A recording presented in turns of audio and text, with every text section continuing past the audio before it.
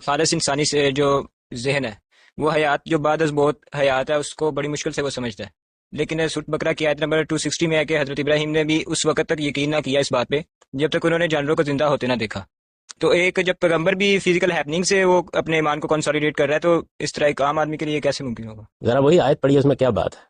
جیسے ہی انہوں نے یہ سوال کیا، پہلا اس کا سوال اللہ تعالیٰ کا یہ تھا کہ کیا تم ایمان نہیں رکھتے؟ تو انہوں نے کہا کہ نہیں، پورا ایمان رکھتا ہوں میں، اس میں تو کوئی سوال نہیں، اطمینان قلب کے لیے پوچھ رہا ہوں.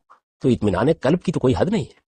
تو اس وجہ سے ہم علم و عقل کی بنیاد پر مطالبہ ایک عام آدمی کر دے تو یہ بات یہ ہے کہ عام آدمی مطالبے کرتا رہتا ہے بہت سے. اللہ تعالیٰ بہت سے مطالبات پورے کرتے ہیں. اللہ تعالیٰ تو کہتے ہیں کہ ہم عام انسانوں کو بھی آفاق اور انفس میں اپنی آیات دکھاتے ہیں. میں تو کہتا ہوں اس وقت سائنس نے جو اکتشافات کیے ہیں اور جس سے غیر معمولی مذہبی حقیقتیں واضح ہوئی ہیں، یہ سب بھی اللہ تعالیٰ کی طرف سے انسان کا مطالبہ ہے جس کو پورا کر دیا اللہ تعالیٰ نے. کل کوئی دو مختلف چیزیں ہیں. جی بالکل، اس میں کیا شک ہے؟ دیکھیے میں عقلی لحاظ سے ایک چیز پر مطمئن ہو جاتا ہوں، اس کے بعد میں یہ چاہتا ہوں کہ مجھے اس میں مزید یقین حاصل ہو جائے. سائنس میں ایسا ہی ہوتا ہے، بعض اوقات ایک نظریہ پیش کیا جاتا ہے، آپ اس پہ یقین کرتے ہیں. ایک عام آدمی تو پھر اطمینان قلب حاصل نہیں کر سکتا. عام آدمی بھی اطمینان قلب حاصل کرتا ہے، اس کو بھی اللہ نے اتنی عقل دی ہے، اتنا علم دیا ہے. ایک عام آدمی یہ مطالبہ نہیں کر سکتا کہ خدا سے کہ تم میرے سامنے مردوں کو زندہ کرو تاکہ میں اطمینان قلب حاصل کروں. پیغمبر تو کر سکتا. میں تو عرض کر رہا ہوں کہ عام آدمی کے مطالبات تھے جس کو اللہ تعالیٰ نے سائنسی اکتشافات سے دیکھیے کس شان کے ساتھ پورا کیا ہے.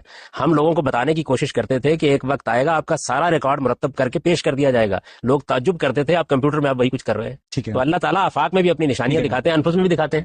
اللہ تعالیٰ قیامت کے دن یہ بات ہوگی کہ ہمارا ریکارڈ ہوگا. سائنٹیفکلی یہ بات پروو ہو چکی ہے کہ ہم جب کچھ بولتے ہیں تو وہ اب ہمارے جو الفاظ ہیں، یہ ورڈز ہیں، وہ ہوا میں یا ایئر میں وہ ریکارڈ ہو جاتے ہیں. تو آپ اس کو کیسے ریلیٹ کریں گے اس بات سے؟ میں نے اسی کی طرف توجہ دلائی ہے. یہ پوچھ رہے تھے کہ ہمارے اطمینان قلب کے لیے کیا ہوتا ہے. میں کہتا ہوں کہ اس زمانے میں تو اللہ تعالیٰ نے ایسی نشانیاں اپنی دکھا دی ہیں کہ وہ اطمینان قلب ہی کا نہیں، اس سے آگے بھی کچھ چیزوں کا ذریعہ بن رہی ہیں.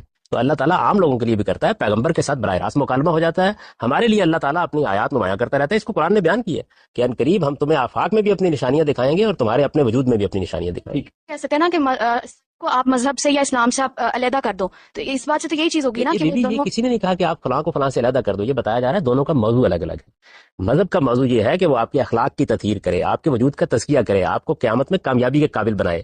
وہ اخلاقی چیزوں کو اپنا موضوع بناتا ہے. سائنس کا موضوع اس کے بالکل برعکس یہ ہے کہ وہ طبیعیات میں تحقیق کرتی ہے، وہ دعاؤں میں تحقیق کرتی ہے، وہ آپریشن کے طریقے ایجاد کرتی ہے. ان کا مذہب سے کیا تھا؟